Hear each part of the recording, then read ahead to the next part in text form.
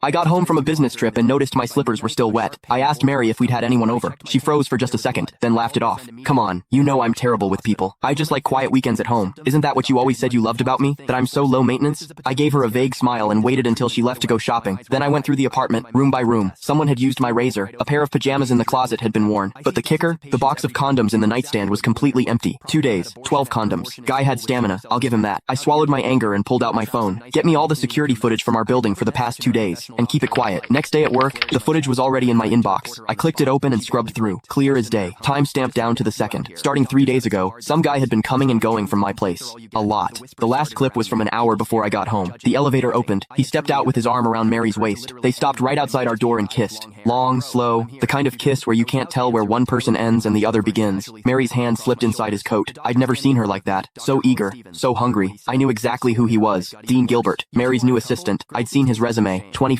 Fresh back from some program overseas. 6'1", with the kind of face that gets you places. The video froze on him kissing her neck. I closed the window and leaned back. That's when someone knocked. 2 quick raps. Come in. The door opened, and there he was, Dean Gilbert, in a fitted light gray suit that showed off his height, every hair in place. His eyes had that cocky confidence you see in young guys mixed with something lazier, almost smug. He was holding a folder. Chairman Dickerson. His voice was all business. President Henson asked me to bring over the year-end bonus list for your signature. He walked to my desk and set the folder down. No small talk. Didn't leave. Just stood there, waiting. Perfect posture. But his eyes drifted past me to the bookshelf like this was just some boring errand. I looked up at him. He didn't flinch. He even smiled, a smile that was hard to read. Normally, when Mary sent stuff like this or had her secretary bring it, I'd glance at the total and sign. She handled HR and finance. I'd always given her free rein. But today, I picked up the folder, opened it. I went through page by page. Bonuses ranged from tens of thousands to a few 100,000, nothing unusual for this year. Then I hit the last page. My hand stopped. Next to Dean Gilbert's name was a long string of numbers. Year-end. Bonus. $1 million.